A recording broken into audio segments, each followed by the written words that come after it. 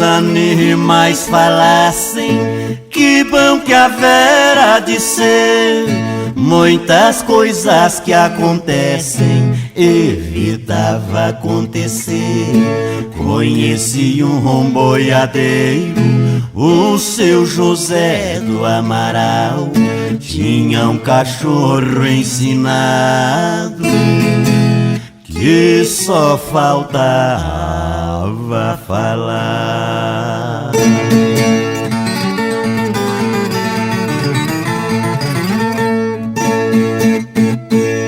Num transporte a Mato Grosso, na sua besta bragada, seu Zé levava dinheiro pra comprar uma boiada. No passar de uma porteira, o boiadeiro não viu, num pulo que a mula deu, sua carteira caiu.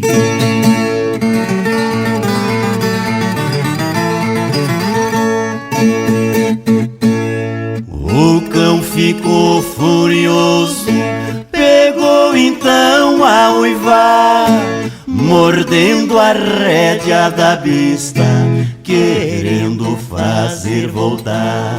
Seu Zé não compreendeu, marrou a besta num toco, deu 3 tiros no cachorro, pensando que estava louco.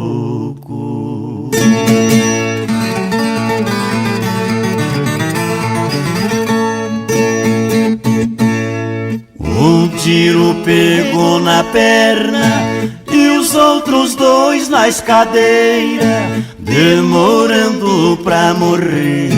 O cão saiu na carreira, seu Zé foi seguindo atrás. Quando chegou na porteira, viu seu cachorro morrendo, com um focinho na carteira.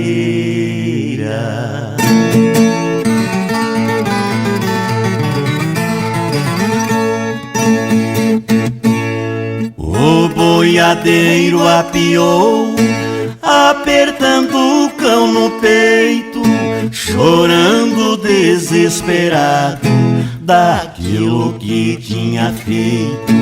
Erguendo os olhos pro céu, pediu que Deus perdoasse, não teria acontecido se os animais falassem.